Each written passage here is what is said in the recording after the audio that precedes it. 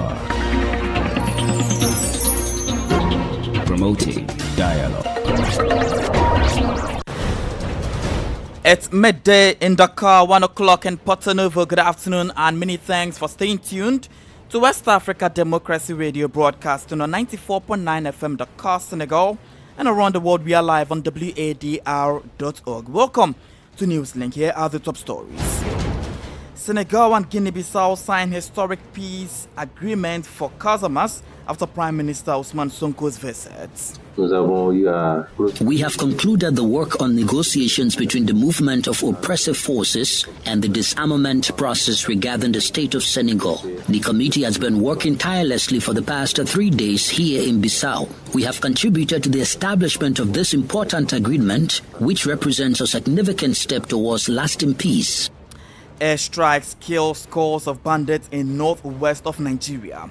PPACI launches 2025 Renaissance Festival with a push for Laurent Gbagbo for presidency in Côte d'Ivoire. That is why for us the conversation is not about substituting our candidate. You would have to forget that option. We have a unique candidate whom we have chosen. This candidate meets all the criteria. Global rights group report widespread repression of civil society in the Sahel, and the 29th edition of Pan-African Film and Television Festival FESPACO gets underway in Ouagadougou, Burkina Faso. Today's FESPACO ceremony is truly special. It marks a new chapter in our collective commitment to shaping the future of Pan-African culture. Pan-African. Please stay tuned for details of these stories and more. West Africa Democracy Radio. It's you speaking. Many thanks for joining our broadcast and a warm welcome to our listeners in the Gambia, Ghana and Liberia. Newslink begins with some development from Senegal and Guinea-Bissau as these two countries have signed a landmark peace agreement aimed at ending decades of conflict in Casamance, Senegal's southern region. The deal reached during an official visit by Senegalese Prime Minister Ousmane Sonko to Bissau follows high-level talks with Bissau-Guinean President Umar Sissoko Embalo. The agreement marks a significant step towards stability and regional cooperation, with both nations committing to security collaboration, conflict resolution and economic development. Given Guinea-Bissau's proximity to Casamance, its role in the peace process is seen as a crucial step in ensuring long-term stability. Eche Atiso reports.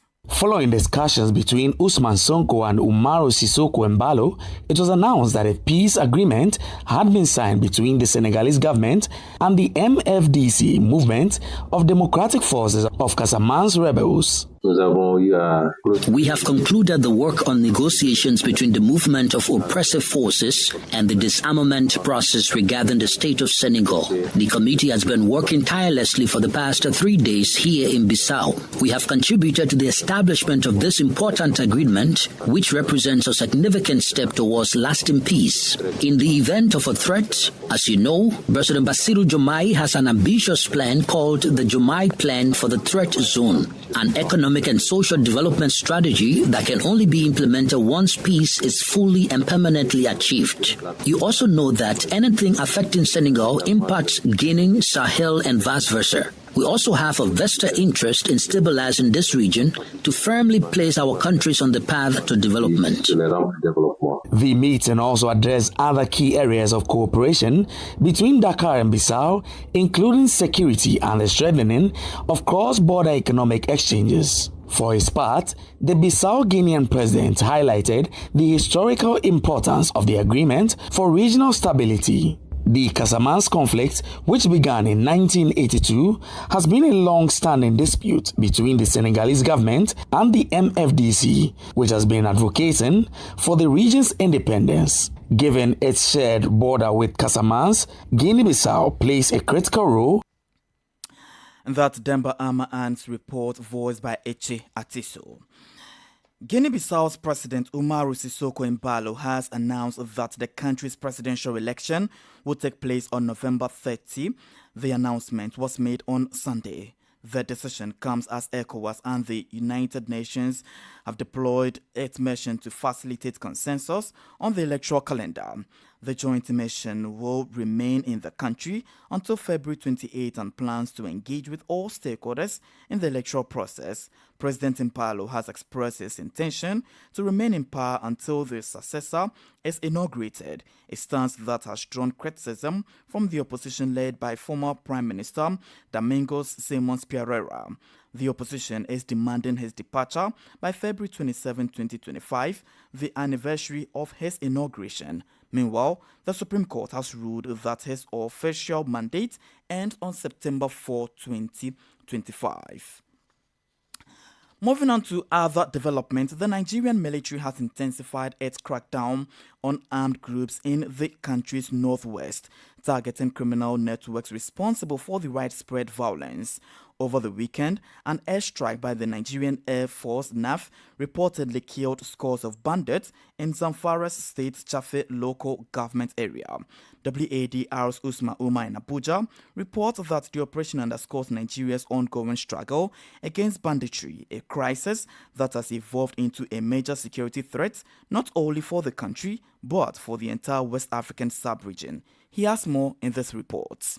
According to Zagazola Makama, a counterinsurgency publication focused on the Lake Chad region, the operation was based on coordinated intelligence tracking a group of armed rustlers. The bandits, reportedly linked to notorious warlord Ado Aleru, had raided nearby communities to steal livestock, an illicit trade that fuels the operations of criminal networks in Nigeria and beyond. Security sources say the military tracked the rustlers to a mountainous area before launching the attack. The Nigerian Air Force deployed air assets, striking the bandits while they attempted to flee with stolen cattle. Eyewitnesses' accounts suggest that at least 23 bandits were killed, though the exact number remains unverified. The attack comes amid broader efforts to dismantle criminal strongholds in the northwest, where banditry has increasingly merged with terrorism. These armed groups operate across Nigeria's porous borders with Niger, Chad, and Cameroon, exacerbating regional instability. Their activities, ranging from kidnapping to arms smuggling, threaten not only Nigerian security but also that of neighboring West African nations. Troops from Operation Hadad Daji, the military's counter-banditry mission, have intensified efforts to curb cattle rustling, which remains a primary source of funding for these groups. Beyond military action, experts argue that regional cooperation, intelligence sharing, and addressing socio-economic grievances are crucial to countering the crisis effectively. For Newslink on West Africa Democracy Radio, Usman Omar reporting from Abuja. Former Prime Minister Shogo Maiga has officially distanced himself from Mali's ruling military junta, announcing that his movement, the M5 RFP, severed ties with the transitional authorities. He commended their approach to governance and called for a return to the constitutional order. Francis Boniface has more in this report. Addressing his supporters and the press, the former Prime Minister Shogel Maiga positioned himself as a leading opposition figure, openly criticizing the junta's governance, with whom he co-led the transition for 3 years. He condemned his exclusion from key decisions and denounced the arrest of his close associates. On July 1, an ambush was set for the Prime Minister as a new government was formed through the outright dismissal and replacement of nearly all M5 RFP affiliated ministers without any prior consultation or alternative proposals from the Prime Minister. Despite this, the Malian people had previously condemned the arbitrary arrests and extrajudicial detentions of M5 RFP strategic committee members during their political struggle. With uncertainty lingering over the transition's timeline, Maiga has reiterated calls for a return to constitutional order to restore legitimacy to state institutions. Although no election has taken place, certain advisors have begun acting as though the transitional president were constitutionally and democratically elected head of state. We recommend establishing security conditions to finalize key reforms and ensure the proper organization of the future APC elections with full involvement of both political and social forces. Since his dismissal, the M5 RFP leader has intensified his public critiques, signaling his determination to reassert his presence on Mali's political stage. And that Bamako correspondent Ali Ochiam's report, voiced by Francis Boniface. More stories coming up on West Africa Democracy Radio. Newslink continues. The World Organization Against Torture, in partnership with the International Federation for Human Rights, FIDH, has released a comprehensive report detailing the systematic repression of civil society actors across the Sahel. Spanning the period from January 2020 to September 2024, the study examines the human rights landscape in Mali, Niger, Burkina Faso and Chad, shedding light on the escalating restrictions on fundamental freedoms. The report underscores a coordinated effort by regional authorities to stifle dissent, citing a pattern of repression and the silencing of civil society voices.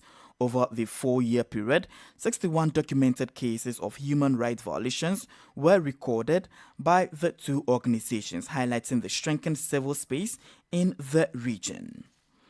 Let's turn attention to the Gambia at the moment, as in a dramatic turn of events, the opposition United Democratic Party UDP has successfully retained its seat in the Masembe Ward Lower River region after a hard-fought by-election. The by-election came on the back of the death of Councillor Bakari Karita on Mazembe Ward, who passed away on November 12, 2024.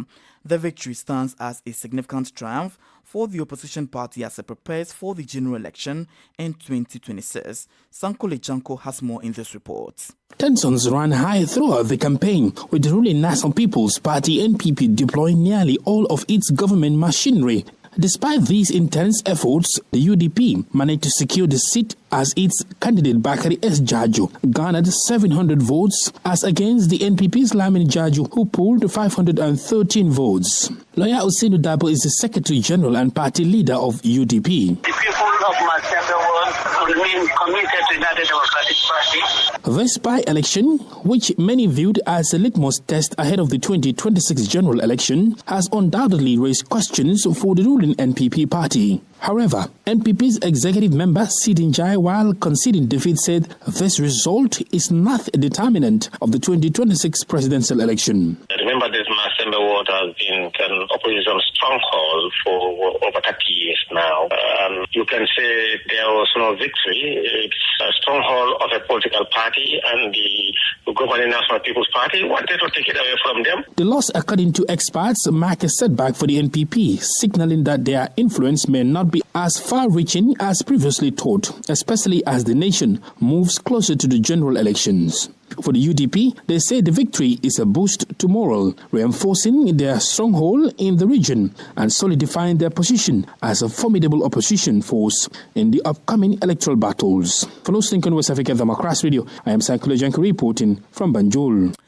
Turning attention to Cote d'Ivoire at the moment, the African People's Party of Cote d'Ivoire, led by former President Laurent Gbagbo, officially launched their third edition of the Renaissance Festival this weekend in Abidjan.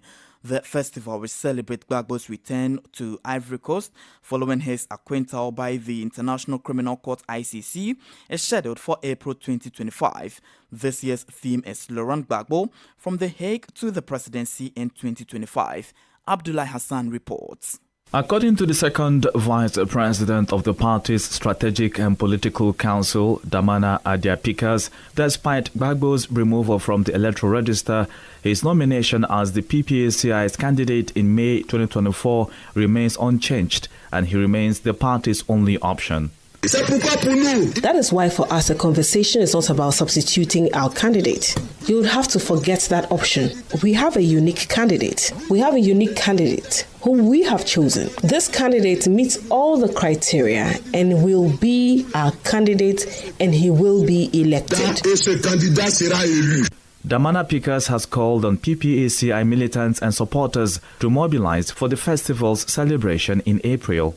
Laurent Gbagbo was sentenced to 20 years in prison by the Ivorian judiciary and has been removed from the electoral register, making him ineligible for now. As it stands, he cannot run in the October 2025 presidential election. And that's Abidjan's correspondent Abin Ade's report, voiced by Abdullah Hassan. You're still listening to Newslink here on West Africa Democracy Radio, broadcasting on 94.9 FM Dakar, Senegal, and around the world. We are live on wadr.org. If you're active on all social media platforms, we're live on Facebook at WADR English Service, as well as YouTube at WADR News. Here is a reminder of our top stories. Senegal and Guinea-Bissau signs historic peace agreement for Casamance after Prime Minister Ousmane Sonko's visit. Airstrikes kill scores of bandits in northwest of Nigeria. PPACI launches 2025 Renaissance Festival with a push for Laurent Gbagbo for presidency in Côte d'Ivoire. And Global Group report widespread repression in civil society in the Sahel. Still ahead in the news, the 29th edition of the Pan-African Film and Television Festival, FESPACO, gets underway in Ouagadougou, Burkina Faso. We also have the press review, guest interview, and sports. Stay with us. Fresh and breaking news all the time. Hear it first as the news breaks, only on West Africa Democracy Radio. Newslink continues. The 29th edition of the Pan-African Film and Television Festival of Ouagadougou, FESPACO, is officially underway in Burkina Faso. This year's festival features 248 films from 48 countries competing for top honors. The event was launched on Saturday under the theme African Cinema and Cultural Identity, with Chad 7 as a guest country of honor. Augustine Colley reports.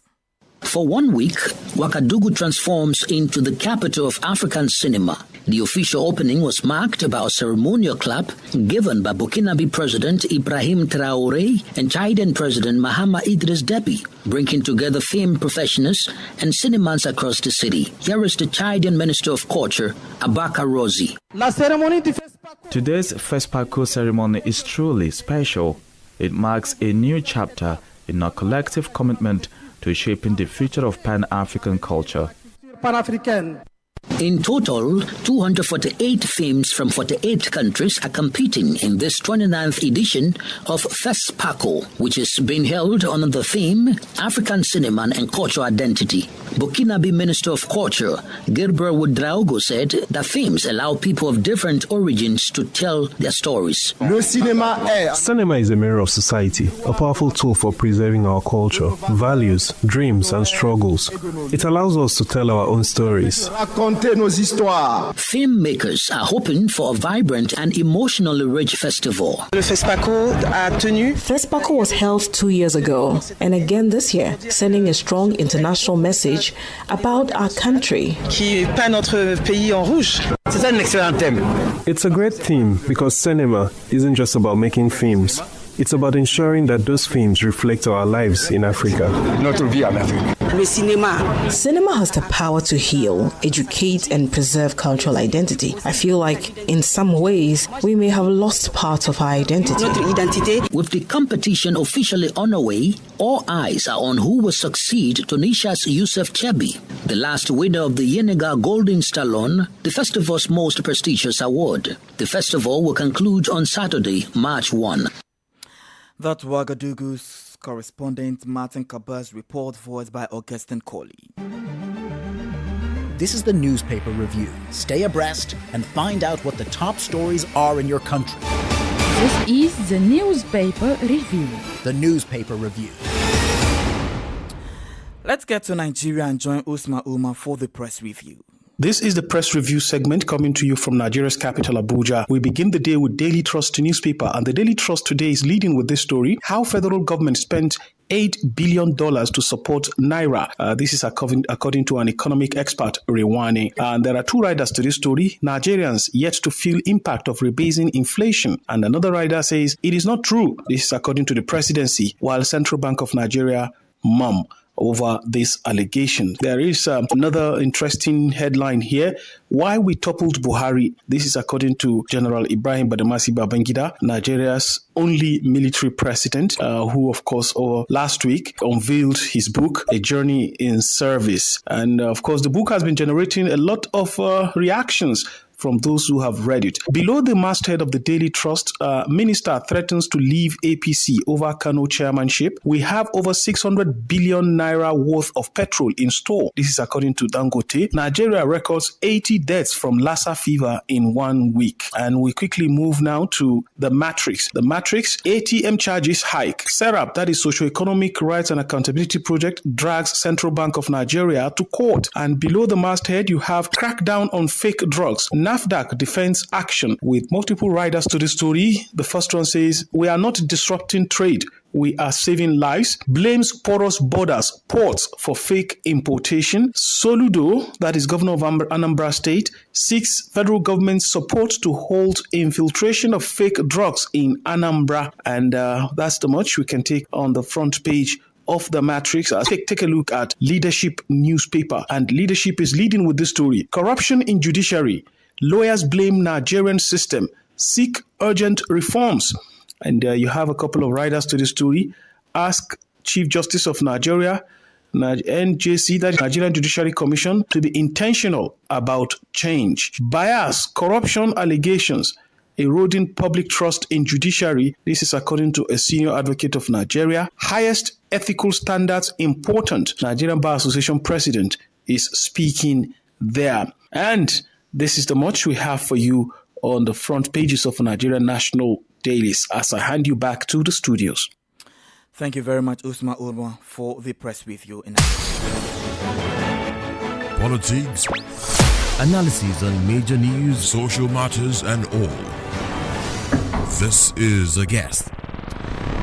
Our guest interview segment this afternoon is about the latest development of peace-building consensus reached between Senegal and Guinea-Bissau, as the two countries signed a landmark peace agreement aimed at ending decades of conflict in Casamance, Senegal's southern region.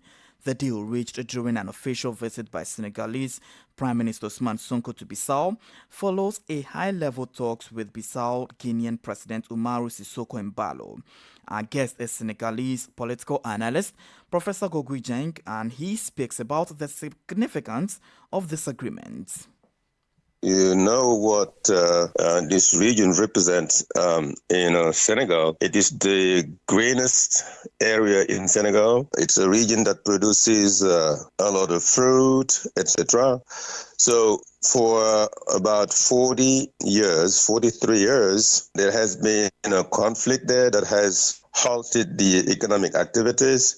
A lot of people have left the region to go to neighboring countries, Guinea-Bissau, the Gambia, etc. So this has really negatively affected the development of the region, but also the development of Senegal as a whole, because, as I told you, this region represents a special area as far as agriculture is concerned, and even tourism. And so with all of these potentials over there and with the advance of the conflict, first up, we want to know what has been the root cause of this particular conflict. I believe that there are a variety of causes that triggered off the conflict in 1982. One reason is some consider that the Casamance region is not part of Senegal. But when they say that, I think that they're making a very big mistake, because they're referring to colonization.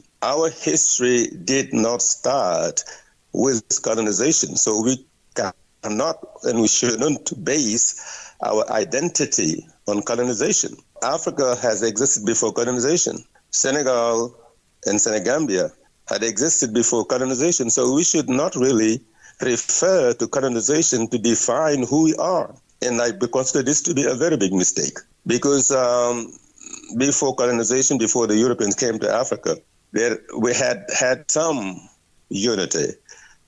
Refer to the Empire of Mali, to the Empire of Ghana, to the Empire of Gabu.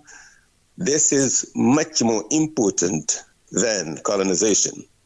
So that's the first reason. The second reason is a cultural reason. Because some believe that, culturally speaking, there is a gap between what they consider to be northern Senegal and southern Senegal. But I believe that this is also to be rejected, because I do not really see a big divide between the North and the South. This other reason is an administrative reason. And this is, I consider this to be the most important reason. If I analyze this from a scientific perspective, this is what I consider to be the main reason for the rebellion. That to say, after independence, we didn't really reconsider the presence of the new administrative people in the region. They continued to administer the region, like the Europeans. People from the North, they did not really consider the region as part of Senegal. And I consider this to be really the key reason for the rebellion. And so now, with the coming of the two heads of states signing this peace pact to ensure peace, what does it mean going forward? Well, we've got to praise this move, but we have got to consider that this is not the first time this happens. And this is simply a continuation of what has already been started by the previous regimes, especially the regime of President Sall, because in 2022, there was an agreement signed between the government of Senegal and then what they consider to be the southern front of the rebellion. With this milestone reached, how should commitment level be from all parties, and of course with the inclusion of local folks to ensure that we have a lasting and a sustainable peace going forward? It will be very difficult for the government of Senegal to achieve peace in this condition. I believe that it will be very difficult to sort out the problem if you don't sort out the unity within the movement itself. The government is working on this, I believe. And that Senegalese political analyst Professor Gogui Cheng speaking about the significance of the peace agreement reached between Senegal and Guinea-Bissau aimed at ending decades of conflict in Casamance, Senegal's southern region. And we can join Sankuli Janko for details in the world of sports.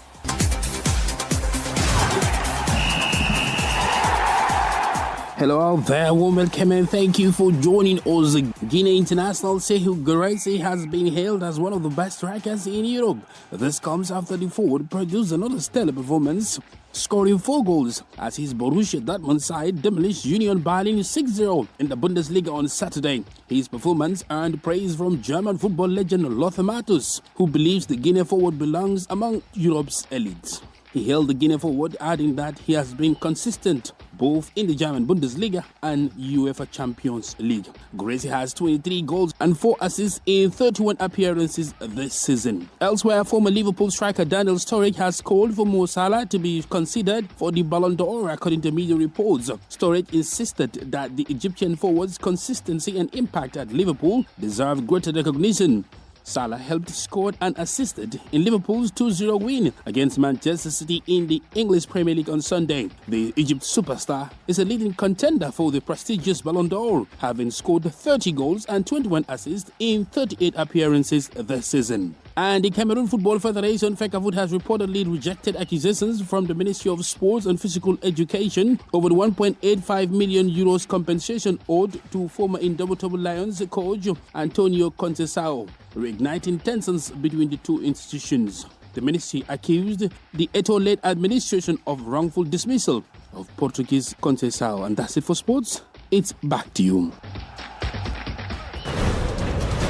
And we've come to the end of this edition of Newslink here on West Africa Democracy Radio, broadcasting on 94.9 FM Dakar, Senegal. Thank you for listening, and many thanks to Mustafa Sek and Umu Danyoko for the technical assistance.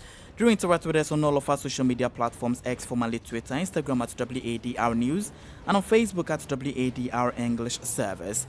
Coming up at the bottom of the hour is our health program, Well Body. I am Christopher Ticho. Good afternoon and enjoy the rest of our broadcasts. And many thanks to you for listening to Newslink via Hot 10.